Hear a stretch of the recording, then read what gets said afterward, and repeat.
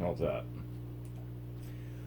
Okay, so trading and watching charts is a little boring. We're on a 1 day, 1 minute time frame. So let's go and do a 30-minute. Okay. Now, if you check out the 30-minute, for the day, meaning that each one of these candles represents a 30-minute period for today. That's going to be these candles here. Let's get rid of, or let's hide our volume profile. Okay. Why is it still there? Bye-bye.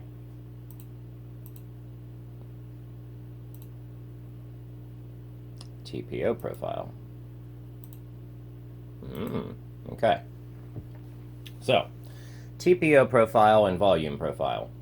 Now, anyway, what we're looking at is candlestick charts, okay? Now, this is the entire day, or the last, in 30-minute candles. So each one of these candles is what happened in that period for that 30 minutes, okay? Now, we got 1 to, 1 o'clock to 1:30 to 2 o'clock to 2:30 to 3 o'clock, and so on, okay? That's a 30-minute candle. Now,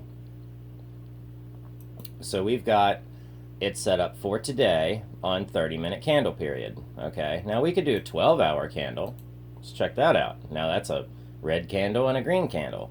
And this kind of gives you the idea of reading candlesticks. And see, what this looks like is that well, it's hard to really see anything off of it, but you can see that this candlestick is not as big as this one. So it would not be an entering candlestick. We would not enter there. Okay. So let us go and edit our time again.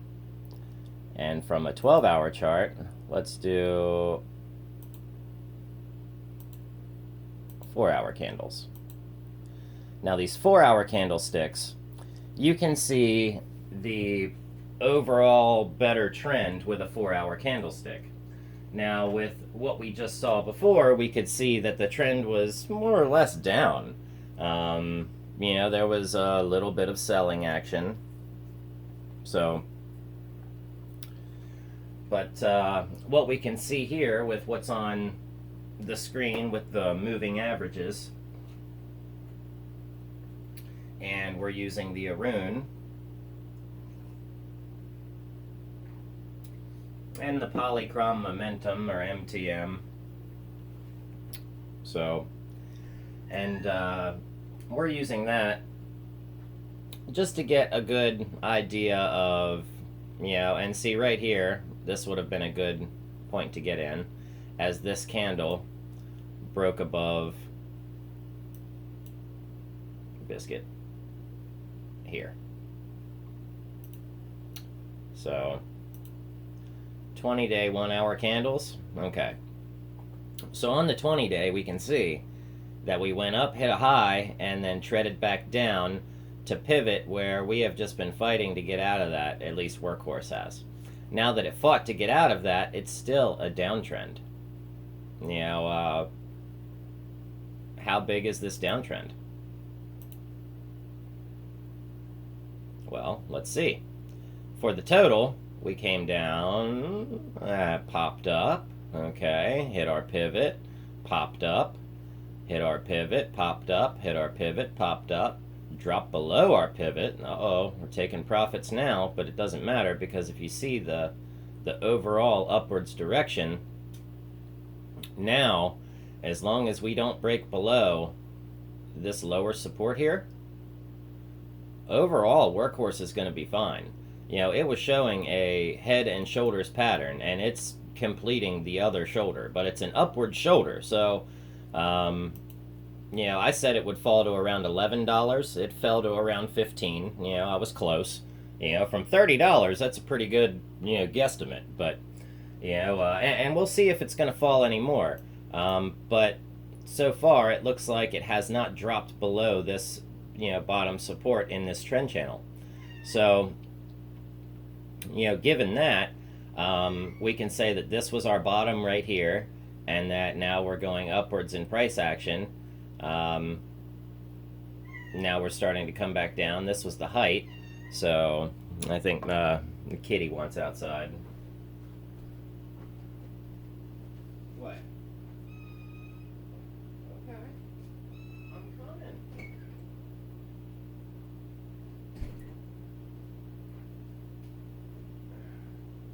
Don't want nothing to do with me until you want something, and you demand the world. Okay. Now, so, to kind of get over, looking at a 1-minute candlestick chart or a 1-minute chart, you can really see the big dips and fluctuations in price when they happen. And you can see there's big gaps. And what they call these are gap ups.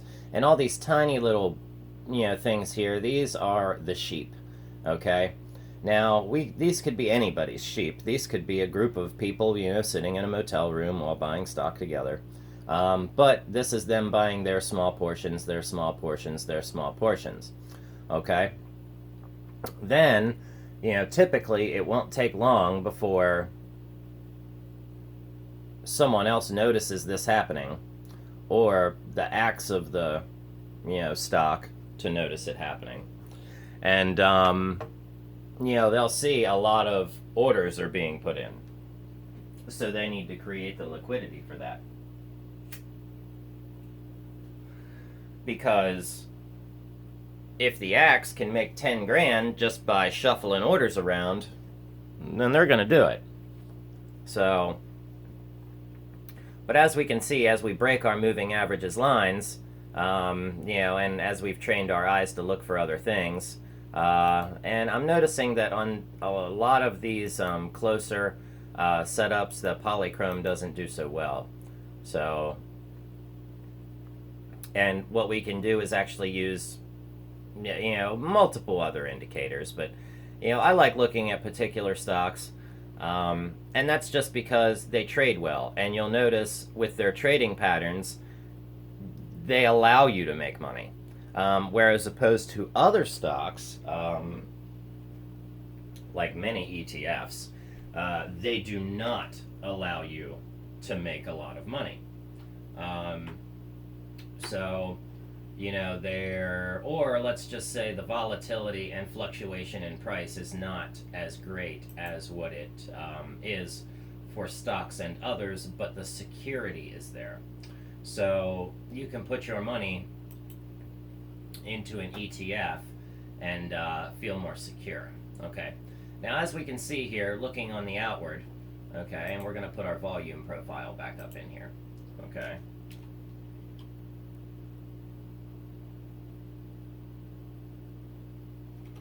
And that's just to give us a little more insight. And we'll get rid of our Arun because we're not actually trading right now, but I do like to have it there so I can see what the stock is doing. Okay. So now we get this big overall view, okay? So on the weekly chart, we can see that we are still in the upper part of our trend channel. What this means is that we are still in the overall overpriced, or the EPS would be, let's see, I believe it would be positive. Okay. Don't quote me, but I believe it would be a positive EPS. Negative EPS is a good deal. Positive is less of a good deal. So, and as we broke here what, around, okay, $9? $9, $10. And see, I said it would fall to 11, which was right, below the shoulder. So what and you can call this a head and shoulder. You can call it a tulip pattern.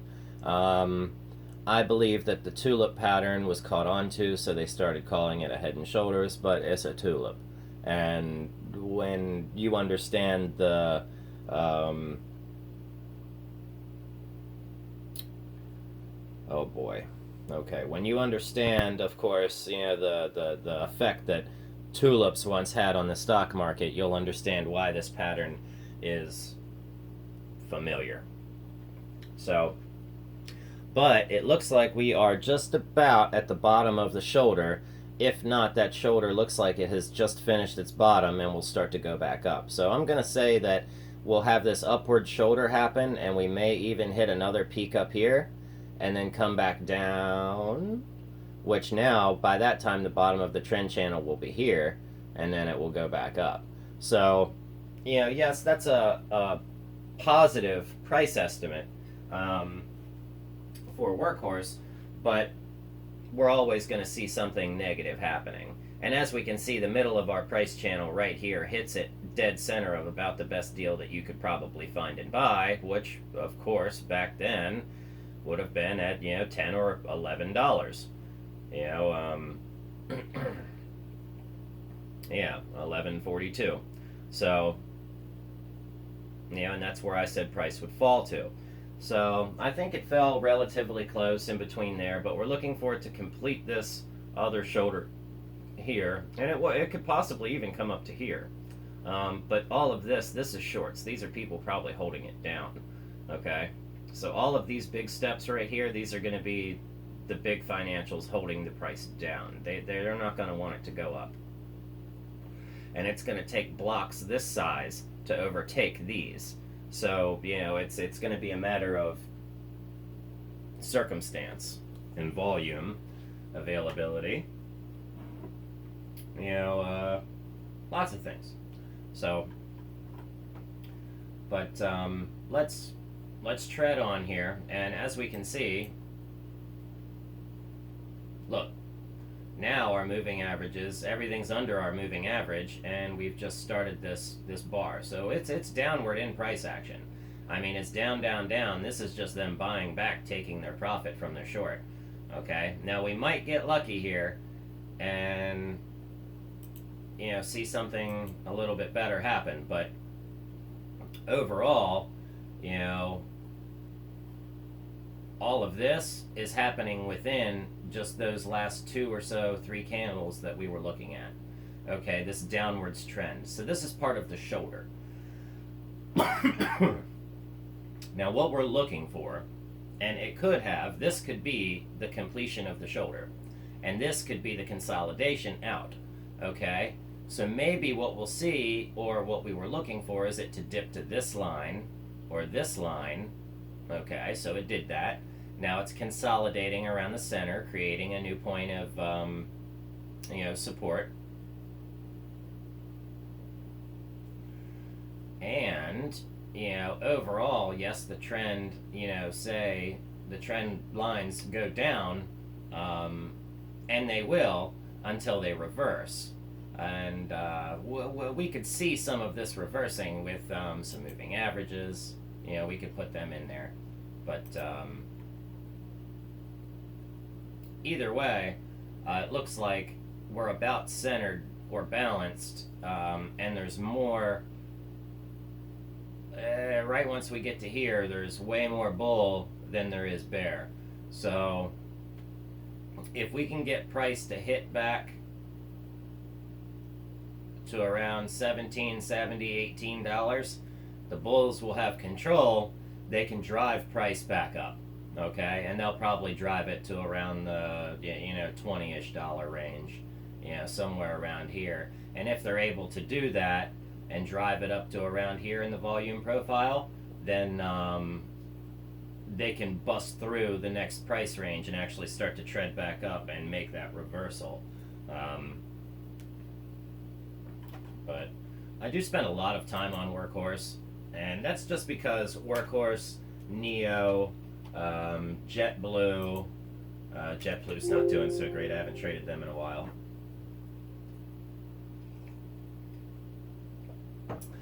Many gold stocks. I haven't gotten my scanners set up on this platform yet, so you'll know that I watch a lot of stocks,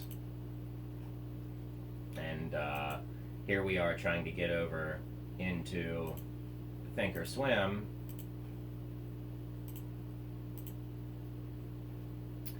And what I don't like about Thinkorswim's particular things is this would have been a winning trade right here. I would have taken that trade and I would have won. So tell me why the P&L isn't green. Now on some of these indicators you make, I believe they purposely show you a negative P&L just so you think, oh my goodness, that doesn't work, when in reality, looking at it, it works. So but of course this is all, I might have this particularly set up wrong in some fashion. So, but here would have been a good trade. I would have shorted here. I would have shorted from here to here and bought it back. I would have done nothing, done nothing, done nothing. I might have shorted right there. I would have bought it back here as they crossed over, and then I would have shorted right here as we were overextended. I might have shorted to the bottom here, bought it back, and so for this P&L isn't accurate. Flip that chart over, and that's what it is. So it'd be positive 219 P&L, so percent. But I'm mad at webull. We're not going to use them anymore. We're going to use TD Ameritrade, and we're going to start. We're going to finish our journeys or continue our journeys with ThinkScript. And then we're going to also go over and investigate something called PineScript. I think if you go and look that up, you'll be very interested in it yourself. Binary traders, algorithmic people. So let's get a community of these like-minded fellows together. Learning to do this, it's not a hard thing.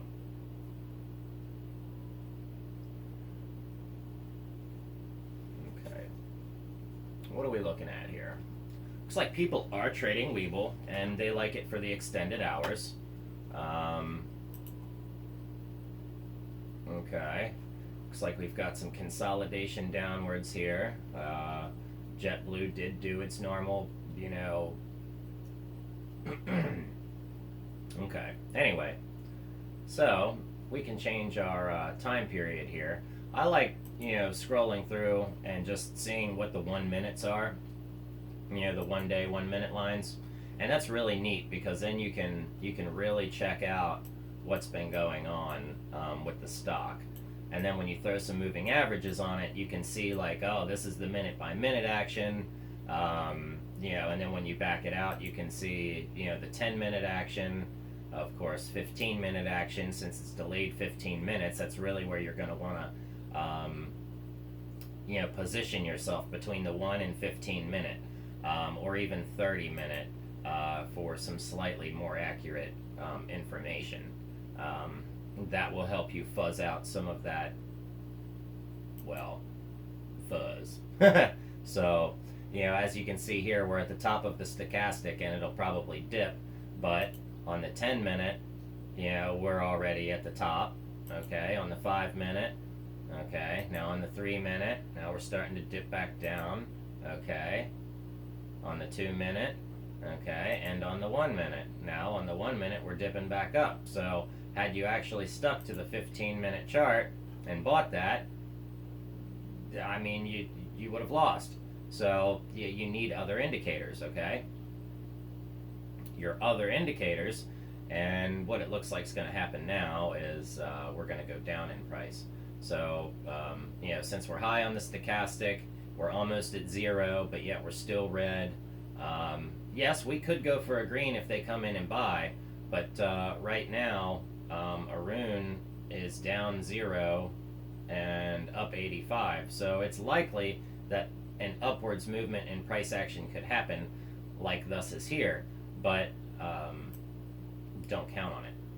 Count on it to be more of like a downwards push here, and then some of this. But you never know. That's the thing. Okay, now see, we've got a nice upwards push, and you'll see that a lot of the airlines act the same too. So sometimes you can catch one before the other, and you can see that they follow each other, just as NEO and Tesla do. Okay, now, of course, we're on a 15-minute aggregate period. Okay, 4-hour period. Okay, now in the 4-hour, we can see the big drop from the stock split. Okay, now are we going to tread back up to that? And how long did that take before? So from where we were here back in April at 500, it treaded up a bunch. Okay, now what we need to do is get it back up to that. Okay, honestly, but I thought, we need to see Tesla go back up. Looks like Microsoft's going for a run these past couple days. Yeah. Nice. They're forming a nice top of a tulip. So what they'll probably do is drop down, we'll find a nice pivot, but really we want to trade from the bottom of our reds to the top of our greens. Okay, so when our reds start decreasing and we see the bottom of the trend on the Arun and we see it ending, we know to buy in when it crosses over or when it crosses this 50% line. When it crosses 50%, we know we're in positive price action, but by then you may have already missed part of the move. You want to be accurate. So we can use many other indicators. NEO's hitting up in the $40-$43 range. How wonderful for you, NEO. Wonderful. And look at that. This right here on the map, this right here, these two bars next to each other standing upright, I mean, that's just a sign to the heavens. I see. NEO unveils 100 kilowatt hour battery. Okay. But when you see these lines straight up in the air like that, that's a good indication to buy in. And the smaller they are, actually, the better deal you're getting. But the bigger they are, the bigger the move, as you can see, was represented here. This big golden box right here, and then boom, it blasts through, and the price went through the roof.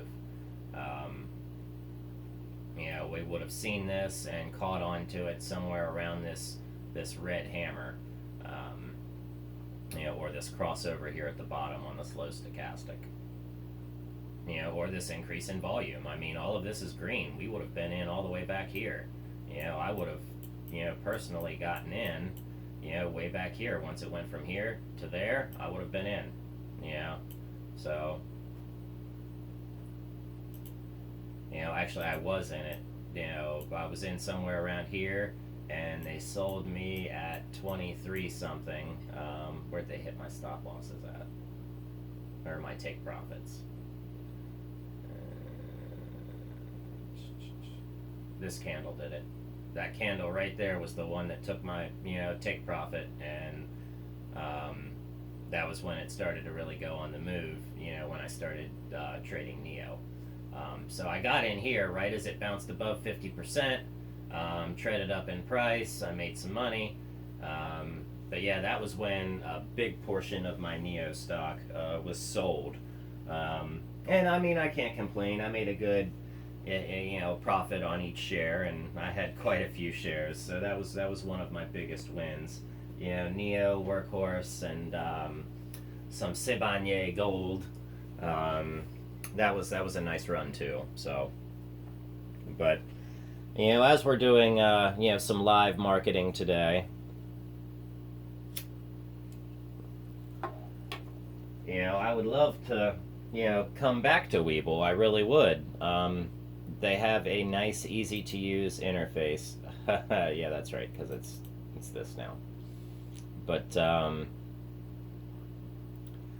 unfortunately, they have issues keeping up. They just cannot seem to keep up. What I mean by that is when and now that people have started algorithmically trading on webull, their servers and whatnot are having issues keeping up with the influx of people, computers, machines, usage. They need to work on some expanding virtualization services, like AWS. But anyway, and that would probably help them out some. But that's why I decided I wasn't going to use them anymore.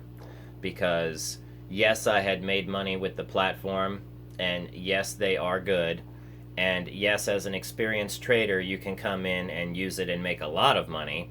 As a new trader, you can come in and use it and make a little bit of money. But then when you switch over to a platform such as Thinkorswim or Street Smart Edge, with Charles Schwab, you realize that webull is a platform that seems to be simplified and glorified. I like it, but it's also, or almost, too busy. And I say that also about Thinkorswim. It's almost too busy. There's too much going on for the average person with no experience to come in and understand things right away.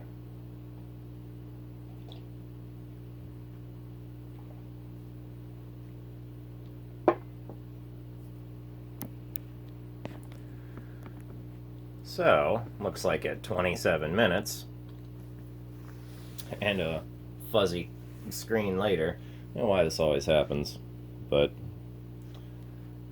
we'll cut it off. And as soon as we get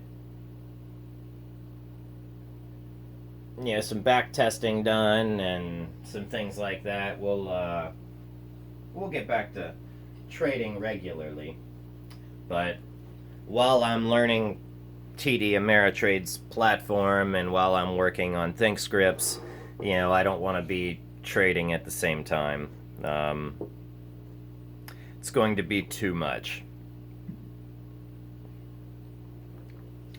So, I thought, why not just keep up with what's going on.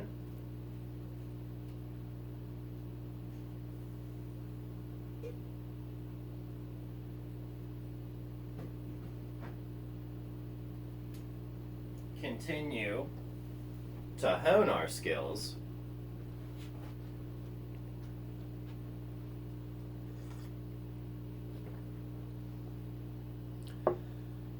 And when the time is right, it will present itself. So,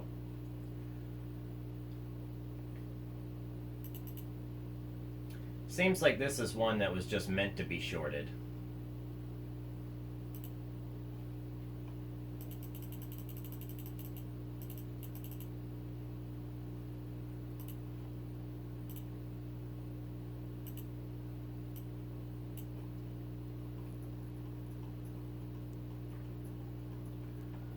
Looks like it's finally done its downtime.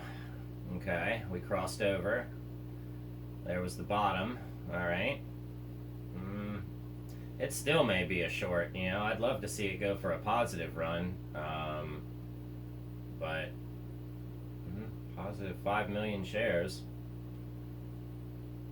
Wow. Okay. Well, we could be seeing the reversal in KCAC.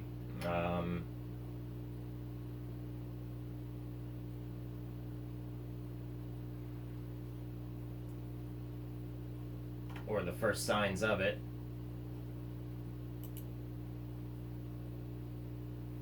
There's your head, here's your shoulders. Here's more shoulders. So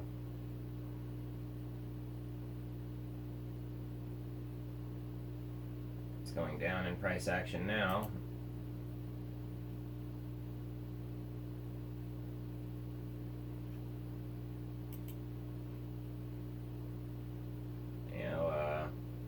Just seems like KCAC's been nothing but a short.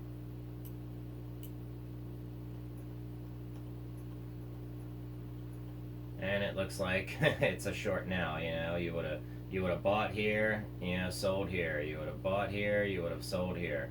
You can use the Arun on the 1 period and get every single deviation, as you can see on chart here, to be traded. And you just have to teach yourself how to read it. I taught myself how to read it, and okay, I'm still teaching myself to read it, but once you go in and recognize certain familiarities, watch a few videos, listen to a few lies, figure things out on your own is pretty much it, because YouTube is full of misinformation, and it's put out there for a reason, but maybe we'll talk about that another day. But there are certain indicators I like to use, and they help me find the very top and very bottom of a move every single time. So subscribe, because when I trade live, people make money.